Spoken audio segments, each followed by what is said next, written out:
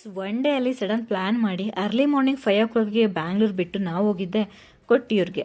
Weak ಡೇಸಲ್ಲಿ ಹೋದ್ರೆ rush ಇಲ್ಲ ಅಂತ ಅಂದ್ಕೊಂಡು ನಮಗೆ ಎವ್ರಿ ಕ್ರೌಡು ನಮಗೋಸ್ಕರ ವೆಲ್ಕಮ್ ಮಾಡ್ತಿತ್ತು. ಬಟ್ ಸಮ್ ಹೌ ನಾವು ಕೇಳಬೇಕಾ, ರಶ್ ಒಳಗಡೆನೇ ಮಧ್ಯದಲ್ಲಿ ನುಗ್ಗಿ 15-20 ಮಿನಿಟ್ಸಲ್ಲಿ ಪೀಸ್ಫುಲ್ಲಾಗಿ ಒಂದಲ್ಲ ಎರಡಲ್ಲ ಅಂತ ಮೂರು ಸಲ ದರ್ಶನ ಮಾಡಿಕೊಂಡು ಆಚೆ ಬಂದ್ವಿ. 11 o'clockಗೆ ರೀಚ್ ಆಗಿ 12ಗೆಲ್ಲ ದರ್ಶನ ಮುಗೀತು. ಬಟ್ ನಾವು ವೆಯ್ಟ್ ಮಾಡ್ತಿದ್ದು ಆನೆನ ನೋಡಬೇಕಂತ. ಸೊ ಅವರೆಲ್ಲ ರೆಡಿ ಮಾಡ್ತಿದ್ದಾರೆ ಅಂತ ಹೇಳಿದ್ರು. But depends on Pooja, we cannot say exact time ಅಂತ ಹೇಳಿದ್ರು. Somehow after 2 o'clock exact 2 o'clockಗೆ ಆನೆ ಬಂತು.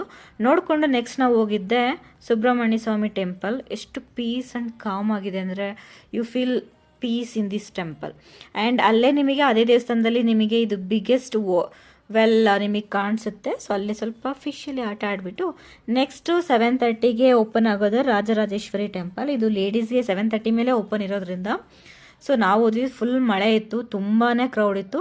ಹಾಗೆ ಶಿವನೊಂದು ಬ್ಲೆಸ್ಸಿಂಗ್ ತೊಗೊಂಡು ನಾವು ನೆಕ್ಸ್ಟು ಊಟ ಮಾಡಿ ರೂಮಿಗೆ ಹೋದ್ವಿ. ನಾವು ಅಂದ್ಕೊಂಡಂಗೆ ಕೇರಳದಲ್ಲಿ ಅಷ್ಟೇನು ಮಳೆ ಇರಲಿಲ್ಲ. ಈವ್ನಿಂಗ್ ಮಳೆ ಸ್ಟಾರ್ಟ್ ಆಯಿತು, ಬಟ್ ಹೆವಿ ಟ್ಯಾನ್ ಆಗಿಬಿಟ್ಟಿದ್ದೆ.